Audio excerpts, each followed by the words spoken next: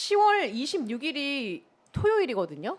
근데 그 토요일에 제가 이렇게 달력을 보다 보면 10월 26일 무슨 일이 있었던 것 같은데라고 찾아보니까 1909년에 안중근 의사가 하얼빈역에서 이토 히로부미를 처단한 날이고, 또 더 거슬러서 이제 또 역사를 되짚어 보면 1979년 10월 26일 박정희 대통령이 사망한 날입니다. 10월 26일 역사학자가 보는 10월 26일 의미를 그냥 좀 간단하게 짚어주신다면 어떻게 짚어주실 수 있을까요? 시작하기 전에 본격적으로.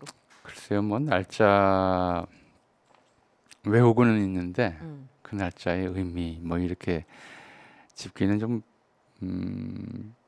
글쎄요, 그런데 별 의미를 안 둬요. 사실은 전제 워낙 그런 날짜들이 많으니까. 네. 뭐 두 날이 다 이제 누구의 죽음과 관련된 날이라서 그걸 뭐 연관짓는 좀 이야기들도 많기는 한데, 오늘 주제가 검찰 이야기니까 검찰 얘기입니다. 이제 안중근 의사 얘기를 좀 하죠. 예. 안중근 의사가 의거 이후에 이제 그 장소가 하얼빈역은 중국에 있잖아요. 예. 그리고 거기는 당시 이제 중국 그 하얼빈을 지나는 시베리아 철도의 지선격이었기 때문에 철도 관할권은 러시아에 있었어요. 그리고 안중근 의사는 한국인이었고요. 그리고 이토 히로부미는 일본 외교관 그쵸. 자격으로 왔죠. 4개국이 걸쳐 있는 그런 현장이었어요. 처음부터 문제가 된 것이 누가 체포할 것이냐, 누가 체포할 것이냐. 누가 수사할 것이냐, 예. 어디에서 재판할 것이냐, 어. 이게 다 문제가 되는 상황이죠. 재판 관할권 문제가 처음부터 문제가 됐었어요. 예. 본래는 이제 러시아 헌병이 안중근 의사를 체포했죠. 체포했고, 근데 러시아로서는 당시에 이제 러일 전쟁에서 패배하고 나서 4년밖에 안 된 예. 때였고, 시끄러운 문제, 이 문제의 원인은 분명하잖아요. 일본의 보호국이 된 한국의 한 젊은이가 일본의 원로 대신을 이제 저격한 그런 사건이니까 휘말려들기 싫었던 거죠. 그래서 일본에 넘겨요. 그래서 일본에 넘겨. 근데 이제 안중근 의사는 처음부터 이 문제에 대해서 좀 강경하게 자기 주장을 펴죠. 내가 왜 일본에서 재판을 받아야 되느냐는 거죠. 게다가 대한민국 당시 대한제국이죠. 대한제국 사법권은 이제 일본에 이양돼 있었지만 국외의 사법권까지 일본이 가져간 상황은 아니었어요. 예. 그러니까 이 사법권 문제도 관할권 문제도 계속 문제가 됐었죠.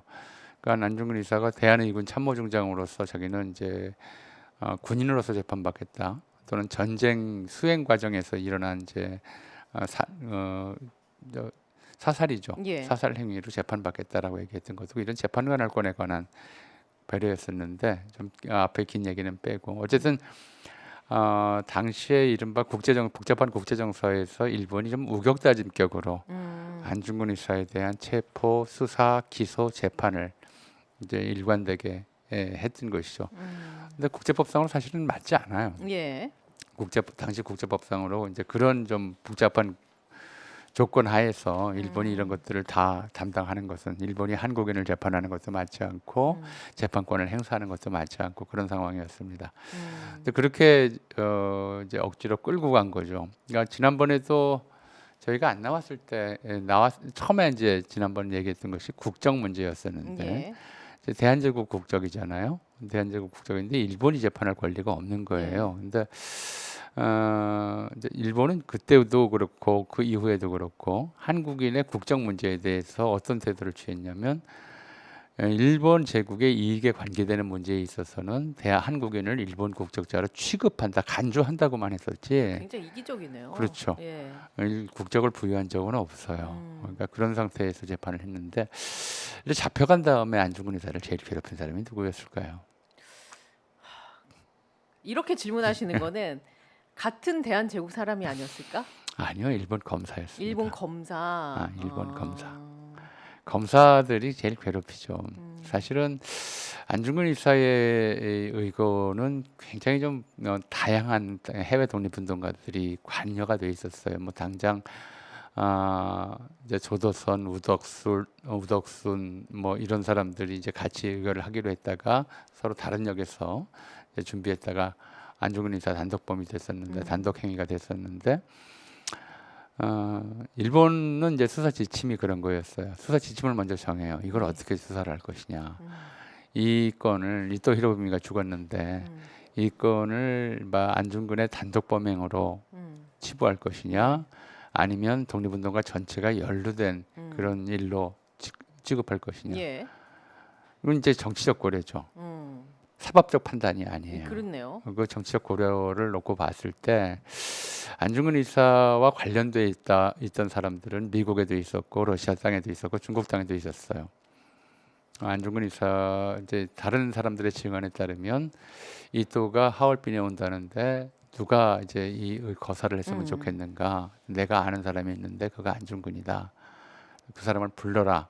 이런 식으로 안중근의 어떤 조직적, 네. 그러니까 이제 대한인 국민회의의 조직적 좀 지원하에 또는 조직적 그러니까 연계하에 의거를 했다라는 것이 이제 다른 증언들이 있어요. 또 이 대한인 국민회의는 러시아 땅에서 이제 주로 활동을 하고 있었지만 한편으로는 미국 땅에 본부가 있었거든요. 그러니까 안중근 의사의 이거를 국제적 사건으로 하려면 미국과도 문제가 되고 러시아와도 문제가 되고 굉장히 좀 복잡한 상황이었죠. 그렇네요. 그래서 일본 정부가 예. 이 사건은 그냥 단독 범행으로 단독으로. 처리해라 라고 이제 지시를 내리죠. 예. 지침을 세우는군요. 예, 이게 일본 검사는 그 지시에 따라서 하는 거죠. 그러니까 이 단독 범행으로 만들기 위해서는 뭘 해야 되냐면 안중근을 바보로 만들어야 돼요. 아. 그러니까 이제 이또에게 무슨 개인적 원한이 예. 있느냐? 개인적 원한도 없는데 왜 죽였느냐? 네가 멍청해서 그렇다. 이또가 얼마나 훌륭하게 한국을 위해서 큰 일을 하고 있는데 계속 이런 식으로 안중근 의사를 몰아붙였죠. 안중근 의사는 이제 거기에 대답하는 과정에서 동양평화론이라고 하는 옥중 저작을 하다가 완성하지 못하고 돌아가셨죠. 근데 이런 거였어요. 그러니까 이제 당시에도 검찰은 사법적 판단으로 수사를 한 것이 아니라 정치적 고려를 하는 정부의 지침에 따라서 예. 정치적 판단에 따라서 어떤 사람을 바보로 만들거나 이제 그냥 단순한 살인범으로 만들거나 네. 아니면 이제 이른바 독립운동 전체의 좀 대표로서 행동한 사람을 만들거나 이거를 나누는 그런 일들을 했었죠. 그러니까 예, 뭐 10월 예. 26일 그러면 안중근 의사 이거 그러면 이제 검사와 계속 그 문답 과정은 이제 기록으로 다 남아 있고요. 네. 일본 검찰도 지금 한국의 검찰과 비슷한 그런 어떤 프로세스 이런 아니면 결정 과정 이런 게 있나 봐요. 아니면 분위기? 이제 일본 검찰이 그렇다는 것보다도 일단 요거부터 좀 짚고 넘어가죠. 네. 우리 재판 용어인데 가르쳐 주질 않아요. 일단 소송이라고 하는 것은 소송. 예, 이런 거 중요하거든요. 예. 기본적인 단어부터.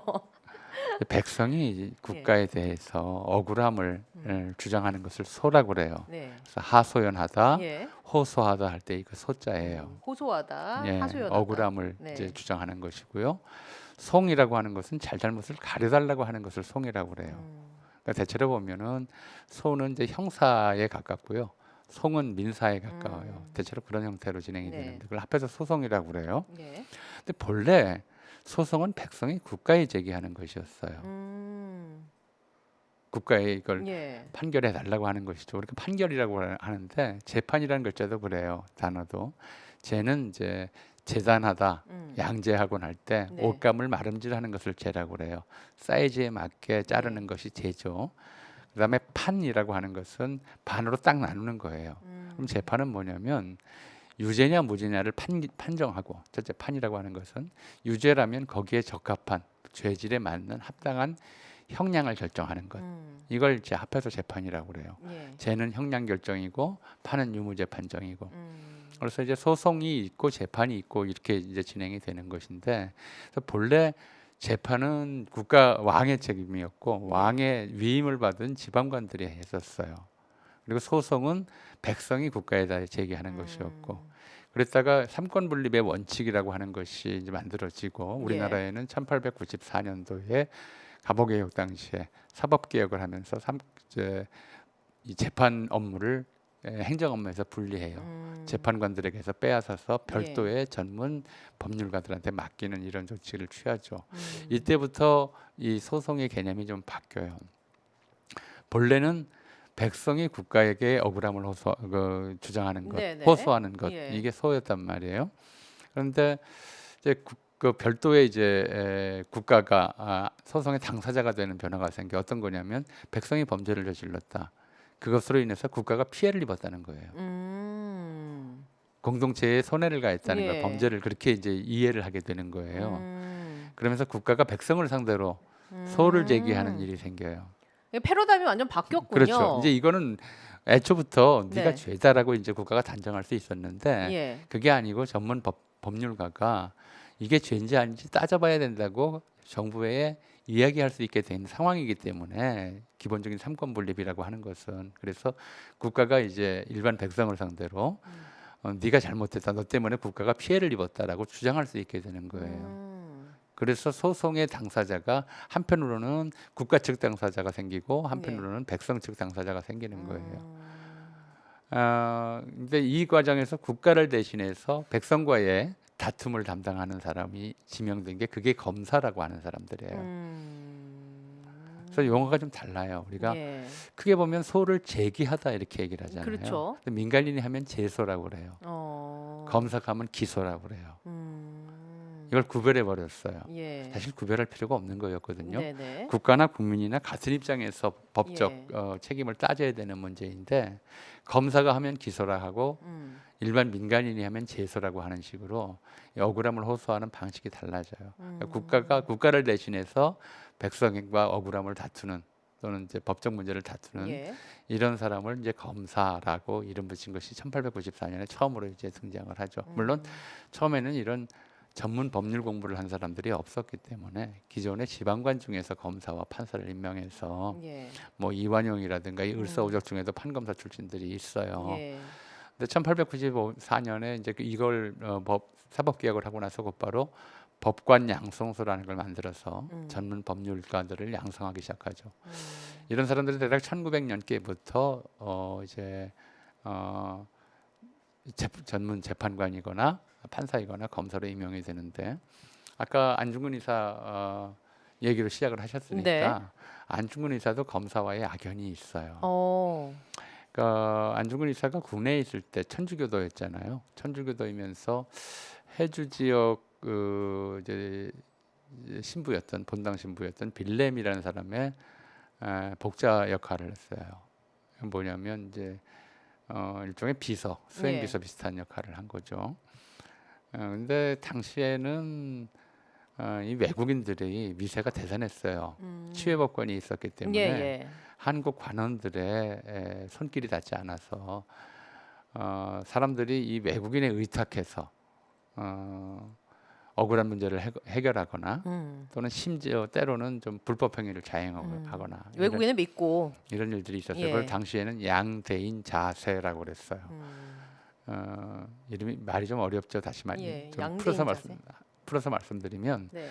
서양의 대인, 그러니까 서양의 무슨 귀인이거나 대인이거나 힘 있는 사람에게 의탁해서 자는 자탁하다 뭐 이런 말을 쓰는데 그 세력에 의탁해서 이제 마음대로 하는 것, 이런 걸 이제 양대인 자세라고 그랬어요. 사실은 안중근 의사도 국내에 있을 때 일종의 좀 그런 좀 빌렘이라고 예. 하는 천주교 신부의 좀 권위에 의탁해서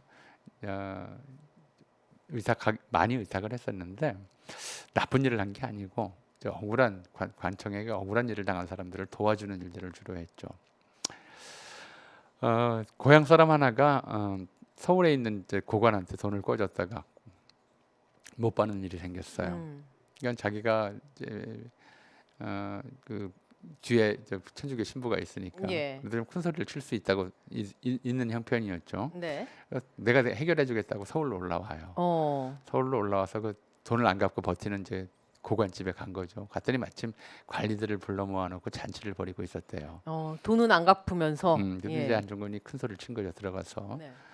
그때 20대 나이였었는데 20대 중반 나이였었는데 들어가서 고관이 돼가지고 이렇게 잔치를 벌일 돈은 있으면서 시골 사람 빚 갚을 돈은 없느냐라고 이제 호통 비슷하게 쳤어요. 근데 예. 그 자리에 검사 한 명이 앉아 있었다는 거예요. 어. 그러니까 시골 젊은이가 촌놈이 이래하고 예. 그랬겠죠. 촌놈이 대관 앞에 무리하다라고 이제 야단을 치니까 나라의 녹을 먹으면서 또이 검사라는 사람이 예. 법대로 일을 처리하도록 하기는커녕이고 부석되고 대관 편만 들고 법을 안 지키는 대관 편만 들고 그랬어야 되겠느냐고 오히려 이제 안중근이 큰 소리를 쳤다는 거예요. 비슷하죠. 어떤 상황들하고. 그래서 그런 이슈가 그리고 그 다음에 예. 또 다른 일 때문에 이제 안중근 의사가 잡혀갔는데 거기에 이제 그 검사가 있어서 안중근 의사를 그쵸. 무고한 네. 자기가 기분 나쁘게 했으니까 별건으로 어떻게든 묶으려고 음. 그렇게 시도를 했었는데 그 요행이 뭐 이제 천주교 신자이기도 하고 그러니까 그래서 풀려났던 적이 있어요. 인연이 좋지를 않죠. 뭐 그러게요. 그 검사는 네. 나중에 이제 나라가 망한 다음에도 조선총독부 검사로서 승승장구했어요. 어.